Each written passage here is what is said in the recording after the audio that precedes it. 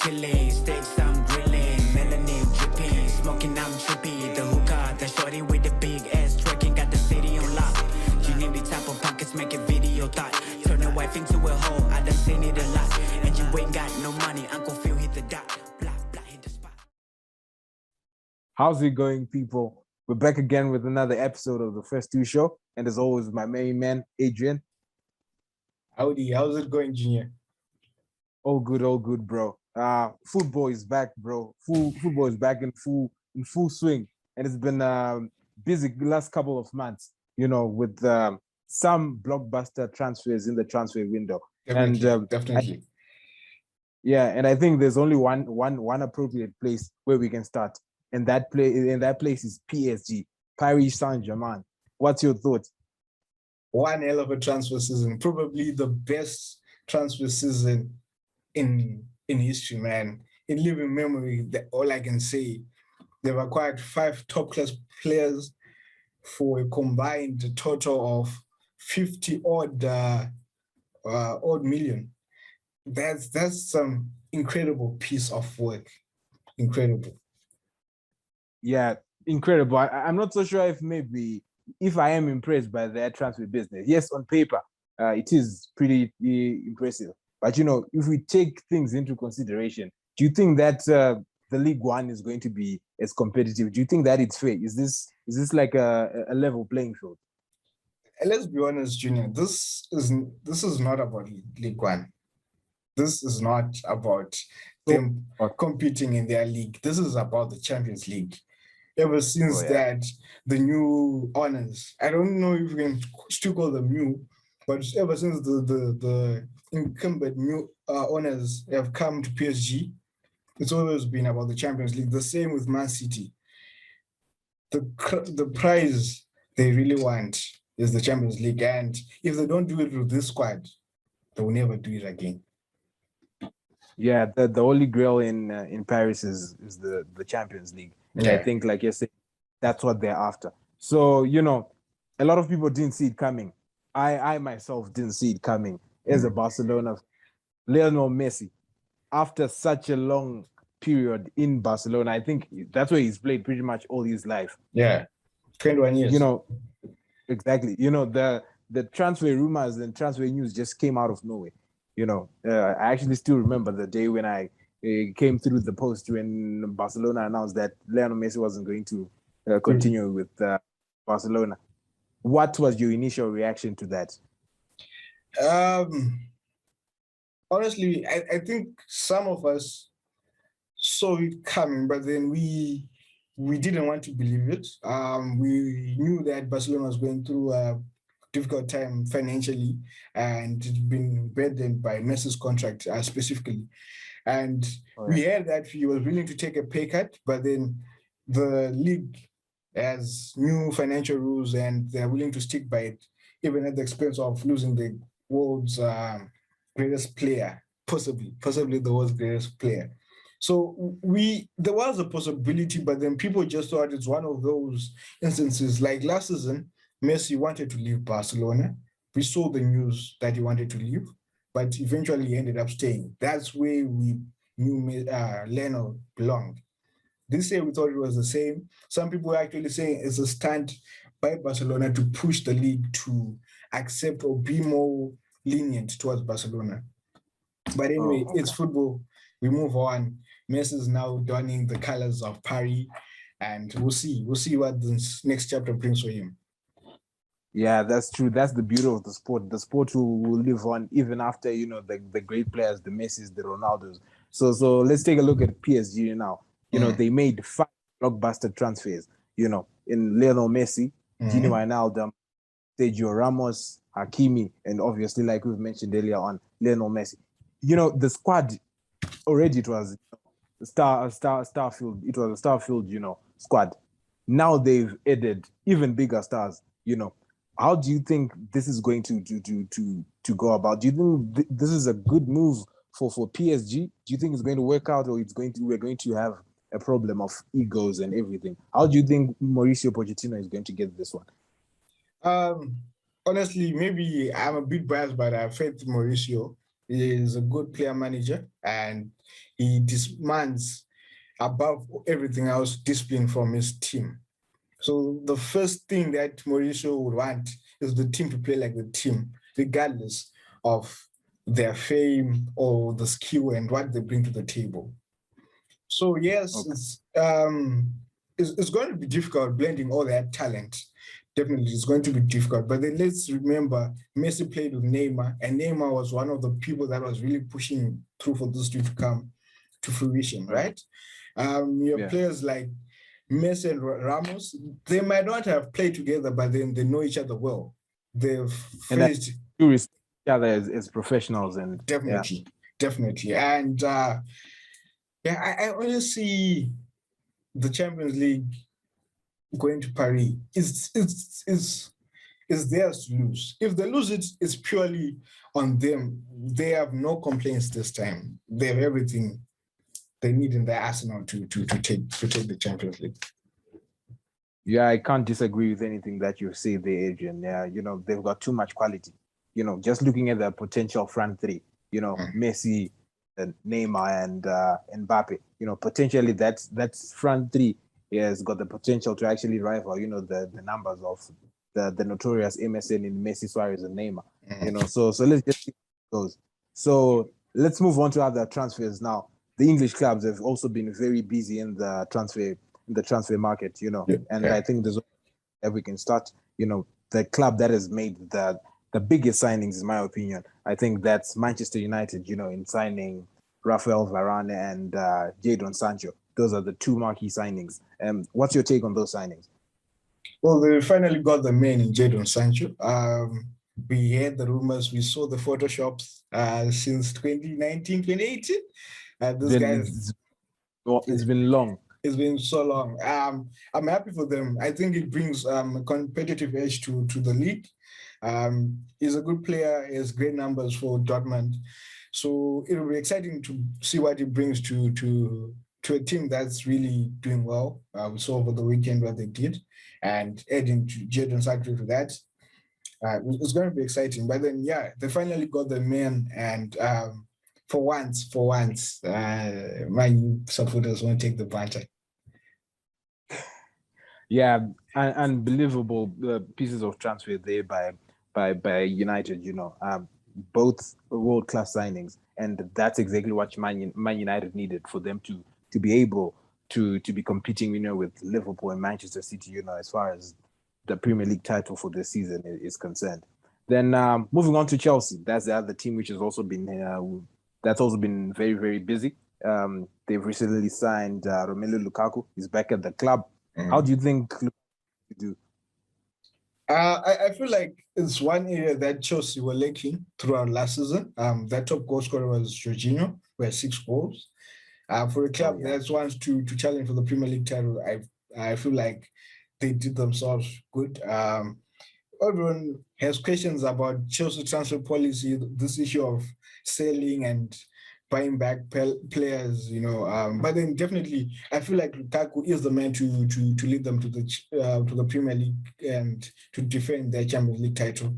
This is a natural number 9. He's big, he's strong, he's fast, and he can get the goals. We see what he did in Milan. Unfortunately, he couldn't replicate that form when he was at Old Trafford, but then apparently they fixed him. He had some dietary issues, but then now he's back to his best, and it will be exciting to see how he gels into Thomas Tuchel's system, and it will lessen the pressure on people like Timo Werner. He didn't have the best goal scoring season. Yes, it was good. He was a good all-round player, but then he was not getting them goals. So let's hope Romelu is that guy for Chelsea. Oh yeah. Yeah, you said most of the things. I just want to touch on one of the points that you raised, that a lot of people might raise their eyebrows as far as, Chelsea's transfer policy. A lot of people, in as much as Chelsea are maybe Tottenham's rivals or United faithful's rivals, Arsenal, whatever, right? One thing that we can all not dispute is that Chelsea is run like a big club. Yeah. That's the greatest aspect about them and Roman Abramovich. You know, unlike the other teams, for example, I always say this when I'm having a couple of debates with my mates and all. Look at Manchester United. Look at Arsenal.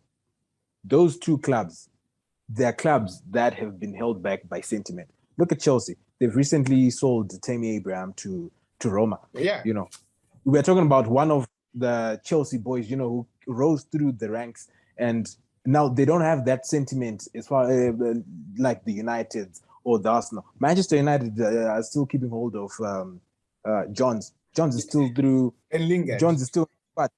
Jesse Lingard is still in the squad. Arsenal, we can even spend the entire day here talking about Arsenal. You know, so Chelsea is run like a big club. You know, and I think that's what has contributed to them being, you know, the most successful English club, I think, ever since Roman Abramovich took over. Yeah, definitely. So yeah. Yeah, so moving on, let's look at Liverpool. They've only made the signing of Konate. I'm not so sure. Did they make any other signing? I'm not sure. They've prioritized the extending the contracts of their main players. I saw Virgil recently penned down a new contract. So did Alisson and Fabinho. I'm pretty sure Mane and Salah's contracts are in the works. They have a good squad already. Look, we have a good squad, and they've added Konate. I think it's to protect them from what they experienced last season, where they had Gomez and Virgil out. So yeah, it's a good signing for them. Konate is a good player, good CB, and you learn well from a person like Virgil. And Gomez is, when fully recovered, is one of the best young CBs. If he was fit, I think he would made the England squad that went to the Euros in place of Ben White. Okay, now that you've mentioned Ben White, let's move on to my team, Arsenal. Yeah. Where do we even? What's your take with all that's been happening at Arsenal? Before I get into my rant, I don't want to sugarcoat things. Arsenal are in shambles. You guys need a major rebuild. But then, yeah, it's good that you signed Ben White. He's a good player. He still has a long way to go. He just came from Brighton, if I'm not mistaken. He has a lot to learn, especially playing for a big club like Arsenal or a club that people expect. Wait, and the only reason I did this is because you guys are not playing like a big club anymore. Yes, you are. You are there. You mentioned you guys, but then the way you guys are being run, though the results that you're producing, you guys made Paul Kagame come on Twitter to rant about Arsenal. You guys should do better. That just shows you how big of a club we are, you know. But you know what? Most big clubs go through periods like this. We saw it at Inter Milan. You know, after they won their treble in 2010, they were just, you know, going downhill. But now they're back. We've seen it with AC Milan, you know. So these things happen. But the great things about the big clubs, they always find their way back to the top, you know. So we'll find our way back to the top. So, you know, staying with Arsenal, you know, a lot of things are wrong at my club. You know, I don't even know where to begin. First and foremost, let me address the Ben White signing. In my opinion, the Ben White signing has been a brilliant signing. So here's the thing. A lot of people have been raising, you know, the debates. Oh, Manchester United bought Varane for 43 million. Then Arsenal, you went on to pay 50 million for a defender in Ben White. Yeah. But here's the thing. There's a difference between the two players. What determines like a player's value is there's a lot of things. For example, the number of years that are left on that player's contract, that player's age. Just looking at those two variables, Ben White is 20, Varane is 28, right? Mm-hmm. That's true. Rafael Varane had entered the final 12 months of his contract. So Real Madrid didn't want to lose him on a free. So that's why he was 40. Yes. So that's why I was 43 million pounds. Looking at Ben White, everybody knows that when you're buying the English players, you have to pay the premium. That's just how it is. Look at Chelsea. Chelsea bought Chilwell for 50 million. Manchester United, Aaron Wan-Bissaka for 50 million. Harry Maguire. 80 million as well. And this is not 50 million in 2020. So in 2021, Aaron Wan-Bissaka wasn't he bought like 2018 or 2019 somewhere there? Yeah. 50 million. So that's how things are. But unfortunately, when it's Arsenal, people start saying, "Oh, this or that," But that's how things are. When you want the English players, you have to pay the premium. So I think he'll be a good signing, but that's not enough. The other thing now, the reason why, okay, let me not get into this, because it'll take forever. So I think episode. Ben White, yes, another episode. Ben White is a good signing. Let's just say for people who want Junior to do a whole episode on Arsenal, please tell us in the comments. So that I'll be glad to listen to Junior rant about Arsenal. It makes me happy. Carry on, Junior. So yeah, we need more signings. Ben White is not enough. Lokonga, he's got a lot of potential. I feel like it's got a lot of potential. I hear that Martin Odegaard is on his way, but still, that's not enough. Watching my team play, I can see that yes, the team moves the ball quite well. From the first 2/3 of the pitch, but when they get into the final third of the pitch, they get stuck. Why? Because they're lacking that bit of quality, that can be the difference, So we need a few more signings that can make us better, and my patience is running out, with that. So let's just see how things go. So wait, before we move on to the next club, who do you think, in addition to Odegaard, who do you think Arsenal should sign? I think we need another quality central midfielder, someone who's more of a box-to-box, someone who can partner Thomas Partey. Right, so that would be 2 new midfield signings to play along, Thomas Partey. So we'll have player X, then Martin Odegaard and Thomas Partey. I feel like that would be a good midfield 3. Then we also need a quality right back because looking at our team, in the game that we lost at the weekend against Brentford, the team runs out of ideas. We need a quality, who can do something similar to, for example, maybe what Chilwell does for Chelsea or what Cancelo does for City, for Man City. Those type of fullbacks.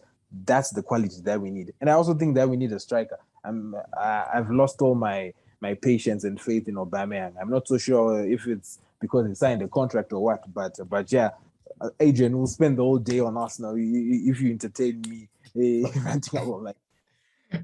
So let's just move on to Spurs now. Take us through Spurs because I don't like talking about that team.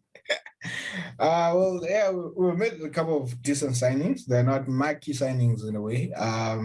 We have a new director of football in Fabio Paratici, the man that took Juventus to its success. We've signed Brian Hill, the young Spaniard. He was from what's the team from Sevilla. Last season was on loan at Eibar. And we've also signed Pierre Giolini from Atlanta, the goalkeeper. Definitely, I think as a replacement for Lloris, who's coming towards the end of his career. And we've also signed Christian Romero, a centre back that was in the Argentina Copa winning side. Now we definitely need a centre back. We lost Toby Alderweireld. He went to the Middle East. So yeah, we hopefully we can get another number of signings in.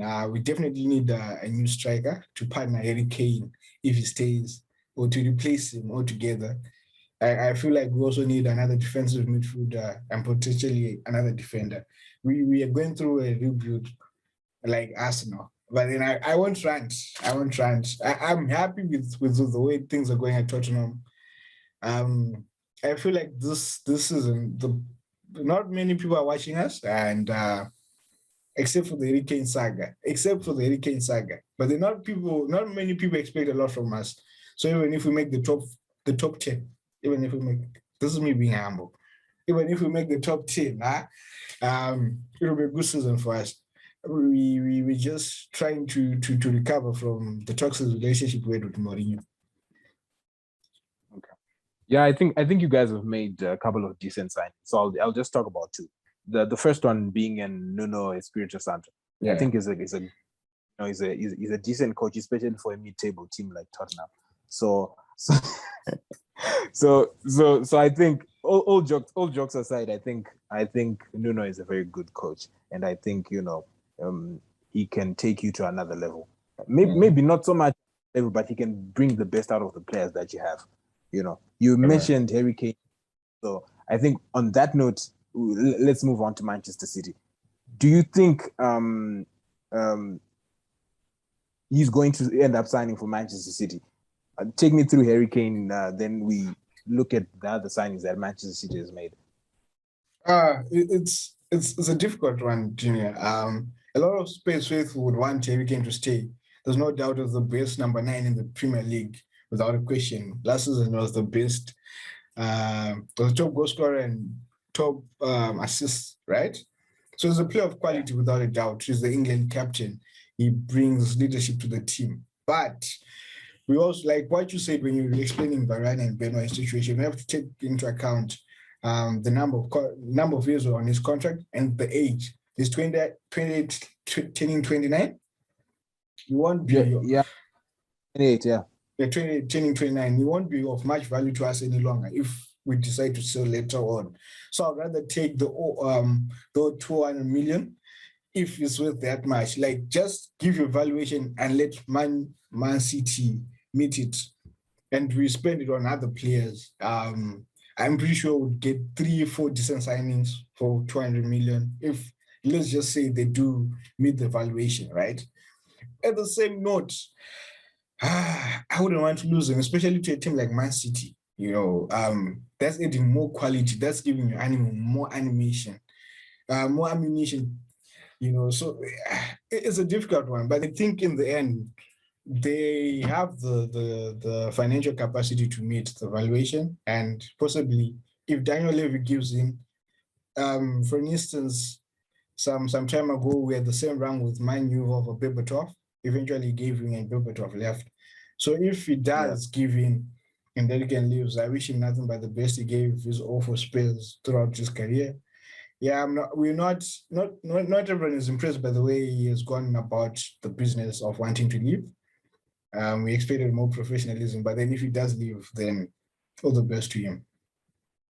Well, I was impressed because here's my take on Harry Kane. When he signed his contract extension, I think it was just before the 2018 World Cup, Daniel Levy promised him that he was going to build the team around him, and he was going to add more quality, to make the team more competitive, And Harry Kane honored his part of the deal. He was loyal to you guys. He did his business on the pitch. Then if we actually look at the signings that you guys have made since 2018, I don't think that they were quality signings, good enough for your team to actually challenge, for silverware. Yes, we know that you got to the Champions League final, but a lot of fluke. Exactly, a lot of factors contributed to that. So I feel like you said, this is the right time for Harry Kane to leave. And if you're talking about the finances, there's never been a better time for you guys to get your money as far as Harry Kane is concerned, because his value is going to be dropping, I think, from next year, because he'll be 29. Yeah, 29. So staying with Man City, Jack Grealish, they've got their new 100 million man, Jack Grealish, the new number 10. What's your take on that signing? First of all, like you said, you have to pay a premium for English players, and this is one case. He's good. Jack is good, but then I don't think he's 100 million good. But then, honestly, I think that Man City were pressurized. I don't know with what. They don't have like the worst midfield in the country. So I don't know why they made that Jack Grealish signing. To me, it honestly is not making sense. Maybe to cover De Bruyne, since he had been plagued by injuries of late. But then to spend 100 million on a player like Grealish, that's a lot. I'm pretty sure they would have gone to Spain or to Italy and got a player or even Paris and got a player for 50 odd million, But then, Jack is a quality player and he knows the Premier League already, so it will be easy to adapt. And there are players who he plays with at England, Foden and Sterling. So maybe those are the other factors that they considered. So definitely 100 million is a lot of money, and especially for a player like Jack Grealish. I'm sorry, but then to me it just seems like one of those statement signings. They don't really need it, but then they made it anyway. Oh, yeah. We both know that they do have the finances in the bank, but Man City was my team. I would definitely have. I would have, saved that money for a quality striker, because I feel like that's one key thing that's been missing in their side. Even their loss, in the Champions League final to Chelsea, it was because they were not playing with the proper number 9, out and out number 9. I think had they gone in for Harry Kane in full swing, I think that would have been the signing that makes a lot of sense, because, like you're saying, they've got quality midfielders. If you look at their bench, even, it's quality. Those players are quality, and they can get into any team's first 11. So I think maybe it was just a quality signing. And I also think that at the end of the day, they're going to sign Harry Kane. So staying with those two teams in Man City and Spurs, Yes. Watch their game during the weekend. With obviously your team pulling the rabbit out of the hat, and managing to secure the win, the 1-0 win over City. What was your take on that? Your thoughts on the game? All I want to say before I say anything is that Son is better than Grealish. Yeah, but it was a good game. We knew coming to the game that would always be on the back foot. City a position playing team, and they played. They took out of the position from the get go, and we had to take our chances on the counter. And fortunately, we did that. Unfortunately for us, they don't, like you said, they don't have a quality finisher in their team. Out and out number 9. Unfortunately for Gabriel Jesus, I don't think we ever be that man for City. It's unfortunate that he's a backup striker to a team without a striker. Yeah, that's a funny one. Yeah, he's a backup striker to a team that doesn't have a striker. That's where I feel like we got lucky. Although the team gave the players who played well, our front 3 were pressurizing, and they kept in compact in Son, Lucas, and Stevie Bergwijn. We did well. We did our assignment well, and the charges, I feel like they played for Nuno, and it paid off. And it's good starting off the Premier League on a good note. But definitely, it won't be the last time we have City. I feel sorry for the next team that's going to play City, because we all know what Pep does when he's angry. Yeah, let me just start off by giving you guys props. That was a good game. Tactically, Nuno got all his tactics spot on. You guys trying to catch Man City on the break, and you did just that to perfection. And you guys, I think you actually should have won by more goals. Bergwijn chances as well. So yeah, and I also feel like if there's ever a better time to play Man City, it's during the first part of the season. Because once the Man City team starts rolling, there's no stopping them. Right. Even they were losing to Leicester 5-2, even in the Etihad. But then once they start, oh my God, it takes a lot of effort to stop the team. And so let's just look at the other games, that were played over the weekend. We have Manchester United winning 5-1 against Leeds. We've got Chelsea winning 3-0 against Palace. Then my team, obviously, losing 2-0 to Brentford. Staying with United and Chelsea, do you think they're going to be challengers? Sorry, one other result, Liverpool won 3-0 against Norwich. Yeah. Manchester United, Chelsea, and Liverpool. What's your take on those three teams? Do you think that they're going to challenge Man City? And just give me your analysis of those big teams, and give me your top 4 prediction. In order. Okay, fine. I'll give my top 4 predictions at the end. I do believe that if there's ever a season where it's open, it's this one. Why? Especially if Man City don't get their man. It's because in Harry Kane. Yes, in Harry Kane. If they don't get their man, it's a season where everything is open. Because the previous season we had Liverpool, we knew like Liverpool was coming off a good season where they challenged, and we knew that getting in, they were the team, and they did that. They ran away with it by the time we reached December. Even when the lockdown was enforced, they came back and they won it rightly so. Last season we knew that Pep wasn't going to let Klopp do a double for him. There was simply no way, and we saw that after the opening month or so, when we came back from the international break, the City's team train just went rolling through, and they won. But this season, right? Chelsea got a quality manager midway last season, and it showed. The results showed. Although the team started catching up to their tactics, they still have a good squad, and Tuchel will be eager to show what he can do in England. And they did get their man in Lukaku. So you can see how their project is gelling, right? Liverpool can never count them out. They still have the quality players that they had 2-3 seasons, and they still have Klopp. The tradition is the culture is still they are hungry, and they want to show the world that the Premier League title they took was not a fluke, and what happened last season was due to injury. So the big man, Virgil is back, Gomez is back. They have another CB in Konate. Unfortunately, Robertson is out, but they have an able replacement in Tikmas. He's a good player. They got him last season, and he was adapting to the Premier League. The first game versus Norwich, he played like Robertson, understand.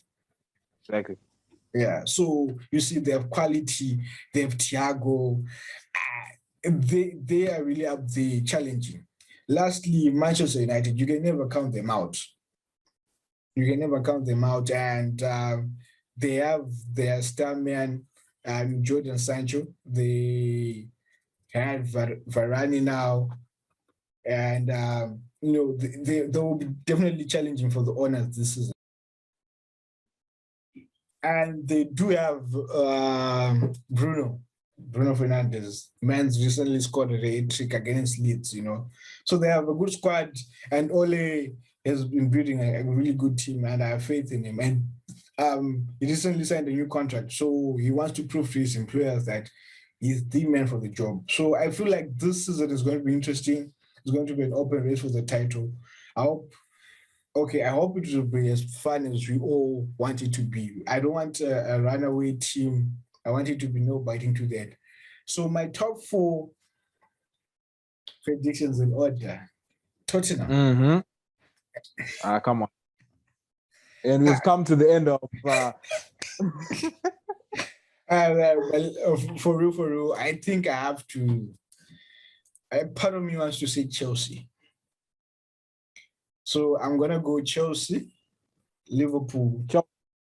Chelsea as champions. Chelsea as champions. Okay. Liverpool coming in second, City third, and lastly, City, if they don't get their man. City, let's get this right. If they don't get their man. Things stand. As things stand. City third. Because I think they'll struggle with goals and stuff. So maybe Man U to finish fourth, because Man U will always be Man U. Man U to finish fourth. Liverpool for me will finish second. I have faith in Klopp and the squad as a whole. So that's my top 4. Chelsea to win it this season. Like you said, they are run as a business, and they've done good business so far. So it's a cycle. Chelsea win it after 2-3 years every time, So the last one it with Conte, they didn't win it with Lampard, they didn't win it last year. I feel like this is the year they're going to win it. So that's I just feel like they have the quality to really challenge and go all the way. So that's my prediction. Okay, for me,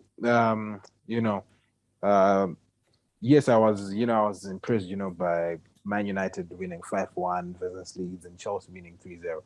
But my prediction for the top 4, a lot of people know that I don't like United, but I think they're going to take it this time around. As things stand, if Manchester City don't regain, as things stand, I feel like United have got they made the perfect signings in Rafael Varane and Jadon Sancho. Watching their performance versus Leeds, they didn't have Varane, they didn't have Rashford, they didn't have Sancho. No, yes, Sancho came even Cavani. Cavani as well. I just feel like exactly, and it's been a project which has been in the pipeline for so long. The majority of the squad has been together for such a long time under the same manager. So I feel like this season they are better prepared. And that was a statement of intent, winning 5-1 against Leeds. Leeds is just inside. It's actually a pretty good side, and they just took them apart, And one other thing, we all know the whole Paul Pogba scenario whereby he hasn't signed, a contract extension. I think here's where there's a blessing in the curse, in that curse, right? I feel like Paul Pogba is playing like a man with the points to prove. Either a point to prove to United, or his potential suitors in maybe Madrid or PSG or anything. And I think that will, well, if they manage to keep hold of him throughout the summer and get into the season with him, I feel like United are a team to watch out for. Chelsea, I feel like Chelsea will be contenders, but I think they'll fall short. They are run like a big club, but I feel like watching them at the back end of last season, even in their UEFA Super Cup against Villarreal, I feel like Chelsea can be a bit predictable. Against the big teams, they don't look as fluid.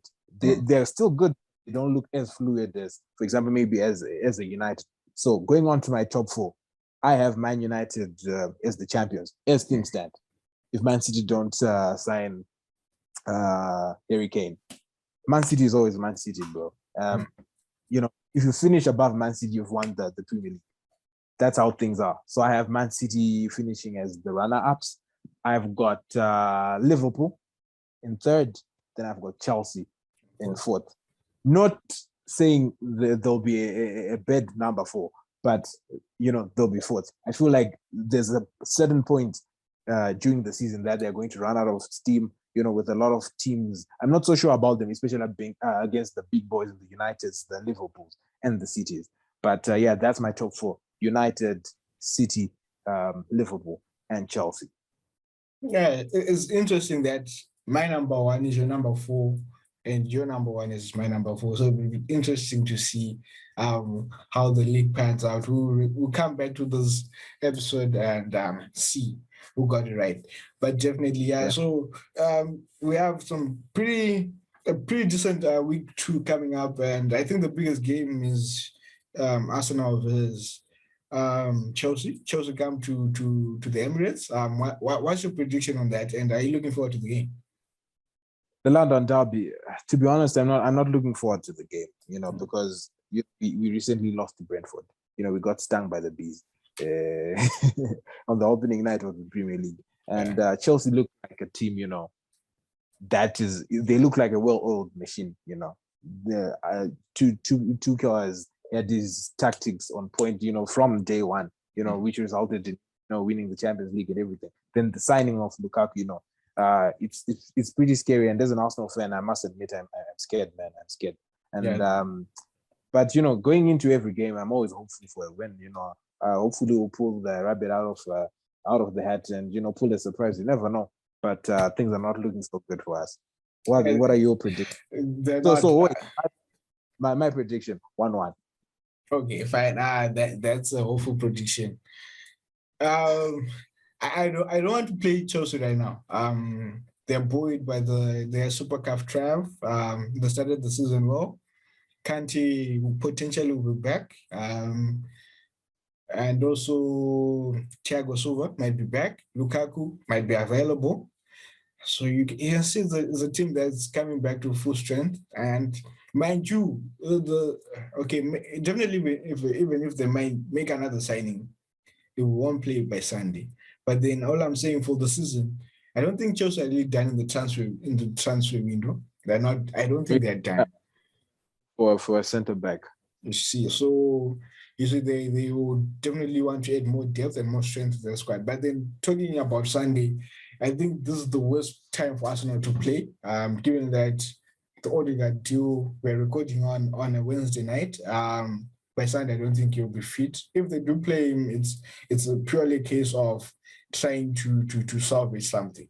But then, I don't think it's a good time for Chelsea to play Arsenal. It's not a good time for Arsenal to play Chelsea.